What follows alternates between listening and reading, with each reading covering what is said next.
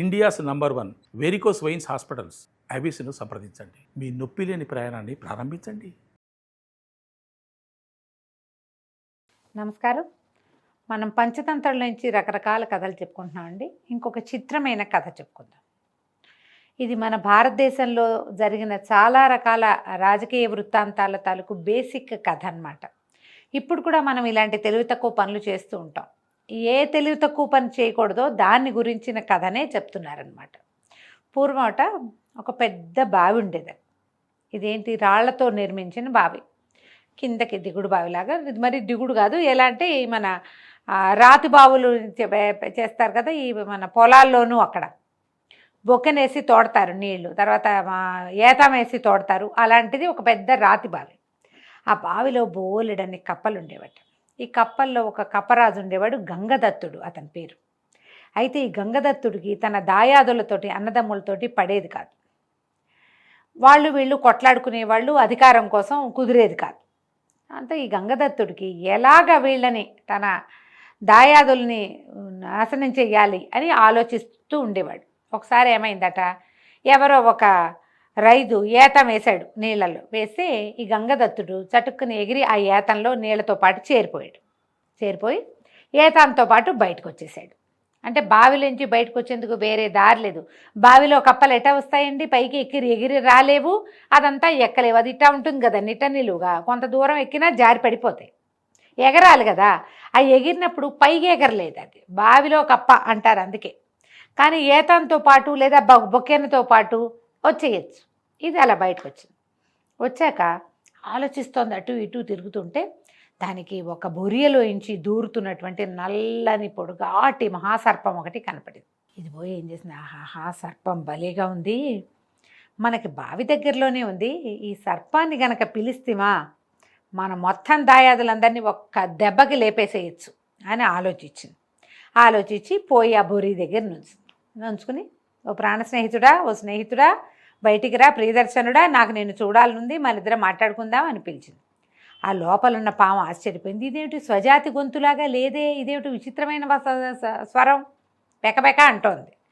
ఇది నాకు ఆహారం అయ్యే స్వరంగా ఉంది కానీ స్నేహం చేసే స్వరంలాగా లేదని భావించి ఆ సర్పం అడిగింది, ఎవరు నన్ను పిలుస్తున్నావు ఏమిటి అంటే, నా పేరు గంగదత్తుడు, నేను ఒక మండూకరాజుని, నీ స్నేహం అభిలషించి వచ్చాను అని చెప్పింది. చెప్పేసరికి సర్పం ఆశ్చర్యపోయింది. ఇదేమిటి, ఏ గడ్డి పరక తనంతట తను ఎగిరి అగ్నిలో పడదు, ఎందుకంటే గడ్డి పరకలు అగ్నికి దహించుకుపోతాయి, సాధ్యమైనది తప్పించుకోవాలని చూస్తుంది. కప్పవి నన్ను చూసి దూరం నుంచే పారిపోయి దాక్కోవాల్సిన వాడివి, అది మానేసి మా వాకిట్లో నుంచి నన్నే పిలుస్తున్నావంటే ఏమిటో, నీ ధైర్యం ఏమిటి, నీ సాహసం ఏమిటంటే, ఈ కపల రాజైన గంగదత్తుడు ఏం చెప్పిందంటే, నాకు ఒక అద్భుతమైన పని ఉంది నీతోటి, అది నీ పొట్ట నింపే పని, నీకు ఉపయోగపడే పని, నాకు కూడా ఉపయోగపడుతుంది అనుకో, నీతో స్నేహం చేద్దామని ఉన్నది నాకు. నీలాంటి అపురూపమైన వ్యక్తిత్వం కలిగిన వాడు, మహాశక్తి కలిగిన వాడు, ఇలాంటి ఒక స్నేహితుడు ఉండడం చాలా గొప్పగా ఉంటుంది కాబట్టి నువ్వు రారా అని పాముని పిలిచాక ఏం చెప్పింది, మేము ఒక బావిలో ఉంటాం, ఆ బావిలో బోల్డని కప్పలనే, నువ్వు ఎన్నిటి కావాలంటే అన్నిటిని తినచ్చు, మన ఇద్దరం స్నేహం చేద్దాం అనగానే పామంది, బావిలోకి దారెక్కడి నుంచి లభిస్తుంది, అందులో దిగితే మళ్ళీ నే పైకి ఎట్టా వస్తాను, అవన్నీ కుదరవదు అనేసరికి గంగదత్తుడు ఏం చెప్పాడు, కాదు, మా బావికి దగ్గరలో ఒక బొరి ఉంది, దాంట్లో లోపలికి వెళ్ళటానికి మనకు అవకాశం ఉంది, ఏతాన్లోంచి వెళ్ళిపోవచ్చు,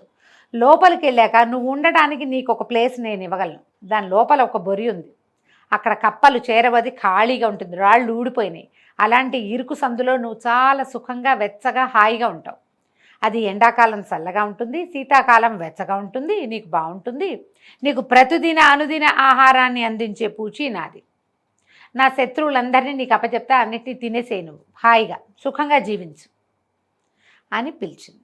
ఈ పాము కూడా ఆలోచించింది, బాగానే ఉంది కదా, ఇది పనిమాల ఎవరైనా వచ్చి నీకు ఒక రాజ్యం ఇస్తాం, ఇల్లు ఇస్తాం, వాకిలు ఇస్తాం, నీ ఇష్టం వచ్చినట్టు చేయొచ్చు, శుభ్రంగా కడుపు నిండా తినచ్చు, నీకేం కష్టం లేదు అని చెప్తే, ఈ లేటు వయసులో అప్పటికే కొంత వృద్ధాప్యం వచ్చింది పాముకి, చచ్చిజడి రోజుకు ఒక ఎలుకని పట్టుకుంటున్నాను, హాయిగా కూర్చుని కప్పలు 10,000గా తినబారేసేయచ్చు అని పాము ఒప్పుకుంది.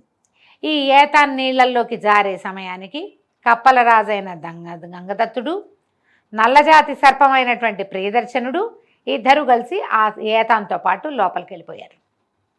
బావి లోపల కొంచెం నీటికి కొద్దిగా పైకి యువకకి కాస్త పైగా ఉన్నటువంటి ఒక బొరి అని ఈ కప్ప పాముకి చూపించింది.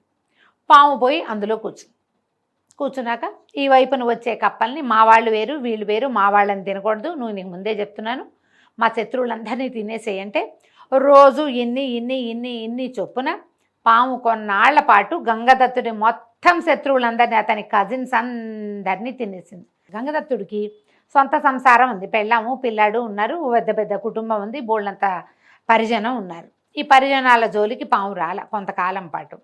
ఎప్పుడైతే కపతాలకు శత్రువులందరూ తినేశారో అక్కడ పిల్లల్ని పెట్టడానికి ఒక్క ఆడకప్ప కూడా ఆ జాతిలో మిగల, ఆ గుంపులో తినేసింది పాము. తిన్నాక ఇప్పుడు రోజువారీ ఆకలేదు, మొన్న తిన్నామని వాళ్ళు ఆకలేయకుండా ఉంటుంది, ఈ పూట ఆకలిస్తుంది.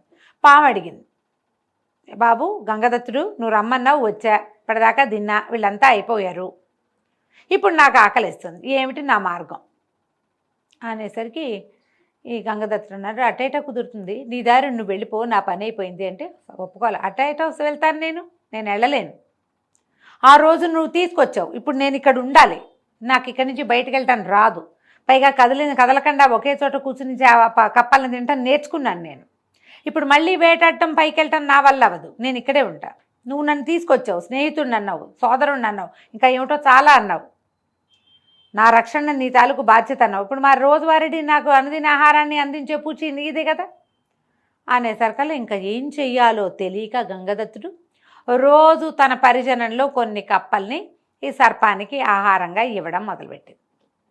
ఇంతే కదా జరిగేది. శత్రువుని తీసుకొచ్చి ఇంట్లో కూర్చోబెట్టుకుంటే ఏమవుతుంది? మనం ఏం చేసాం భారతదేశంలో, వాడు ఎవరినో తీసుకొచ్చి వాడితో వ్యాపారం అన్నాం, తర్వాత మంతాలు తీసుకెళ్ళి వాడి చేతిలో పెట్టాం.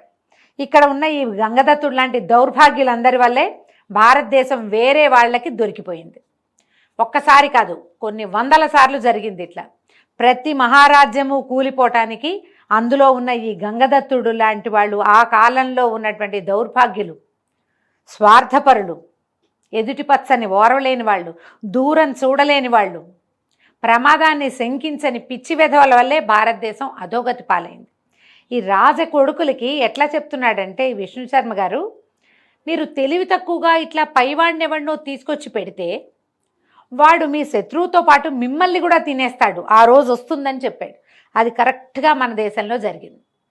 అదే కథ ఇది. అక్కడి నుంచి ఏమైంది, ఈ ప్రియదర్శుడు అంటే పాము గంగదత్తుడు చూపించిన 10 కాకుండా రోజు ఇన్ని తింటాం అలవాటు పడింది. దానికి తెలియకుండా ఇంకొకని పిల్లల్ని కూడా భక్షించేసేది. క్రమంగా తినగా ఒకనాడు గంగదత్తుడి కుమారుడైన యమునా దత్తుడిని కూడా ఈ పాము తినేసేసరికల్లా గంగదత్తుడి భార్య తెగ తిట్టిపోసింది, నువ్వు స్వజన విరోధివి, సొంత వాళ్ళని ఓర్చుకోలేక వాడెవడినో దౌర్భాగ్యుడిని తీసుకొచ్చి పెట్టావు, మీ చుట్టాలంతా పోయారు, చివరికి నీ కొడుకు కూడా పోయాడు, ఇంక మిగిలింది నువ్వు నేనునే, మన ఇద్దరమే, ఇంకేముంది, నీ చావు నా చావు ఎటాకు చూస్తావు, నీ చావు కూడా నువ్వు నీ కళ్ళారా చూస్తుండగానే నువ్వు చచ్చిపోతావు, నువ్వు తెలివి తక్కువ పని చేసావు, దీనికి నువ్వు ఫలితం అనుభవించాల్సిందే, నీలాంటి వాడికి జరగాల్సిన శాస్తి ఇదేనని భార్య నానా తిట్లు తిట్టిపోసింది. క్రమంగా ఏమైంది, మొత్తం అందరైపోయారు, ఓన్లీ గంగదత్తుడు అనే బావురు కప్ప ఒకటి మిగిలేదు. అప్పుడు ఈ సర్పం అడిగింది, స్నేహితుడా ఇన్ని రోజుల నుంచి తింటున్నాను, ఇవాళ ఆకలిస్తోంది, నువ్వు తప్ప ఎవరూ మిగలలేదు, ఏమిటి గతి అనగానే ఈ గంగదత్తుడు ఏం చెప్పాడంటే, ఇప్పుడైనా తప్పించుకోవాలి వీడు. ఏమన్నాడు, స్నేహితుడా నేనే నిన్ను తీసుకొచ్చా, నేనే ఏదో దారి చూస్తా. ఈ సర్పం అంటుంది, నువ్వు పితృ సమానుడివి, నాకు ఆహారం పెట్టేవాడు, ఎవరు అన్నం పెడతాడో వాడు నాన్నతో సమానం, నువ్వు ఇన్ని రోజుల నుంచి నాకు ఆహారాన్ని ఇచ్చావు, నువ్వు నాకు తండ్రితో సమానం, నేను నిన్ను తినలేను, మరి నాకు ఆహారం దొరికే మార్గం ఏమిటో నువ్వే బోధించాలి అంటే గంగదత్తుడు ఏం చెప్పాడంటే, సరే బాగుంది, నువ్వు ఇక్కడే ఉండు, నువ్వు ఎలాగూ బయటికి రాలేవు, నేను పైకి వెళ్తా, వెళ్ళి అక్కడ ఒక 3-4 బావులు ఉన్నాయి, 3-4 బావుల్లో నా ఫ్రెండ్స్ చుట్టాలు వాళ్ళు పాత వాళ్ళు ఎప్పుడు పరిచయస్తులు, మా తాత ముత్తాతల నాటి స్నేహితులు, మా ముత్తాతల కజిన్స్ వాళ్ళంతా వేరే వేరే బావుల్లో ఉన్నారు, వాళ్ళందరినీ నమ్మించి వస్తాను, అప్పుడు నిన్ను తీసుకెళ్తా, నువ్వు అక్కడ కూడా ఇక్కడ ఖాళీ చేసినట్టే అక్కడ ఖాళీ చేద్దు, కానీ నేను నీకు చెప్పే కదా నీ ఆహారం పూచి నాదని, కాబట్టి నన్ను చేయనివ్వంటే సర్పం సరేలే 2 రోజులు నేను ఆకలి కాగుతాను, నువ్వు ఏర్పాటు చేసి రమ్మని. ఈ గంగదత్తుడు ఏతం పడ్డం కోసం చూసి ఆ ఏతం ఎక్కేసి బావిలోంచి బయటికి వెళ్ళిపోయాడు. ఎన్ని రోజులు గడిచినా గంగదత్తుడు రాకపోయేసరికల్లా ఈ సర్పానికి ఆశ్చర్యం, ఏంటి ఇన్ని రోజులైందని తనతో పాటు ఆ బావిలో నివసించే ఒక ఉడుము లాంటి ఒక జంతువుని కేకేసి, నువ్వు రోజు బయటికి వెళ్తావు కదా బావిలోంచి, నేనంటే పెద్దవాడిని వెళ్ళలేను, ఆ గంగదత్తుడు ఎక్కడున్నాడో చూసి వాడి కోసం నేను వెయిట్ చేస్తున్నానని చెప్పు అని చెప్పి ఈ ఉడుము బయటికి పాక్కుంటూ వెళ్ళి ఆ గంగదత్తుడిని కేకేసి చెప్పింది, నీకోసం మీ సర్పం ఫ్రెండ్ ఎదురు చూస్తున్నాడంటే ఇంకా బుద్ధుంటే వస్తానా, ఒక్క శత్రువుని పోగొట్టుకోవాలని ఈ మహాశత్రువుని తెచ్చి నా దగ్గర పెట్టుకున్నా, మా వాళ్ళల్లో మేము పెళ్లి సంబంధాలు చేసుకున్నా కాసేపు కూర్చుని మాట్లాడుకున్నా మా సమస్యలు తీరిపోయేవి, ఒక తరంలో తీరని సమస్య తర్వాత తరంలో తీరేది, నేను ఆలోచించకుండా వీడిని తెచ్చి ఇక్కడ పెట్టాను ఈ సర్పాన్ని, మొత్తం వంశం కులక్షయం చేసేశాడు, నేను ఒక్కడిని తప్ప ఎవరిని మిగలలేదు, నేనైనా కొంచెం మా చుట్టాలు పక్కలతో బతుకుతాను, పొరపాటును కూడా బుద్ధి ఉంటే నేను ఆ బావిలోకి రాను, ఆ సర్పం ఆకలికి మాడి అదే చచ్చిపోతుందని. ఇంకా గంగదత్తుడు మాత్రం మళ్ళీ వెనక్కి తిరిగి చూడలేదు. ఈ బుద్ధి వీడికి ఎప్పుడు ఉండాలి, మొట్టమొదట సర్పాన్ని తమ బావిలోకి అంపకం చేసిన నాడు ఉండాలి, అప్పుడు లేదు. మొత్తం అంతా పోయాక బుద్ధి వచ్చి ప్రయోజనం ఏముంది, ఫ్యామిలీ లేదు, చుట్టాలు లేరు, పక్కాలు లేరు, ఎవరు లేకుండా అలో లక్ష్మణ అని అఘోరిస్తూ ఎవరి పంచనో పడి వృద్ధాప్యంలో ఉండవలసిన గతి పట్టింది గంగదత్తుడికి. ఇలా ఆలోచించాలి, ఫ్యూచర్ చూడాలి. ఒక ప్రమాదకారి అయిన తెలివైన వాడు ఏమంటారు కటువైన వాడిని ఒకడిని తెచ్చి మన మధ్యలో పెడితే వాడు మన శత్రువుతో పాటు మనని కూడా భక్షించే ప్రమాదం ఉంది. విజన్ లేక ఈ పొరపాటు చాలామంది చేశారు, ఇండియాలో జరిగింది, భారతదేశంలో. కాబట్టి ముందుకి ఆలోచించకుండా, ఫ్యూచర్ ఆలోచించకుండా తాత్కాలికంగా సమస్య తీరటం కోసం పైవాడినెవడినో తెచ్చి ఇంట్లో పెట్టుకోవద్దు. ఈ తెలివితేటలు నేర్పించటం కోసం ఈ కథ చెప్పబడింది. కథ కంచికి మనం ఇంటికి.